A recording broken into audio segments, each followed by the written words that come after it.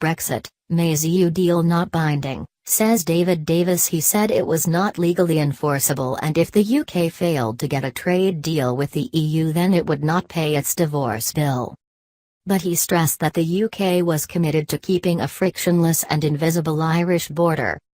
And it would find a way to do this if there was a no-deal Brexit. Gove says voters can change Brexit deal.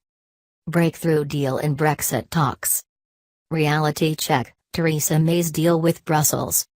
So, did soft Brexit just win? The Brexit secretary also stressed that the odds of the UK exiting without a deal had dropped dramatically following Friday's joint EU-UK statement in Brussels. And he spelled out the kind of trade deal he wanted with the EU, describing it as Canada plus.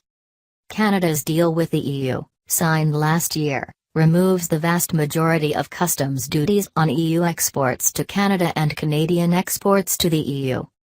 But Mr. Davis said it did not include trade in services, something he wanted to see in the UK's bespoke deal with the EU. Chancellor Philip Hammond has previously suggested the Brexit divorce bill, which the Treasury says will be between £35 billion and £39 billion, will be paid even if no EU trade deal is struck. Prime Minister Theresa May signed an agreement on Friday ruling out the return of a hard border on the island of Ireland, protecting the rights of EU and UK citizens and agreeing a formula for the divorce bill. EU leaders are now expected to recommend starting the next phase of Brexit talks at a summit on Thursday.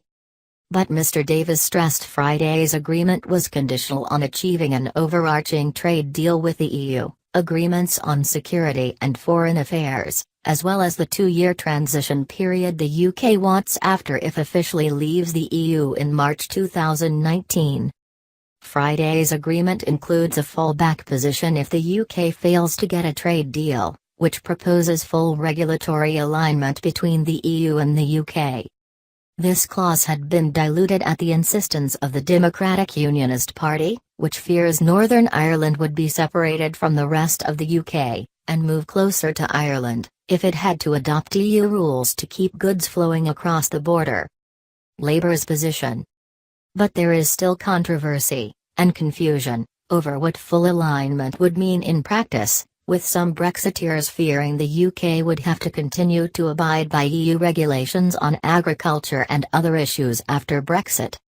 Mr. Davis said, "I think if we don't get a deal we're going to have to find a way of making sure we keep the frictionless border, as it were an invisible border, in Northern Ireland. We do it at the moment. Understand something, at the moment there are different tax and levy regimes and excise regimes north and south of the border.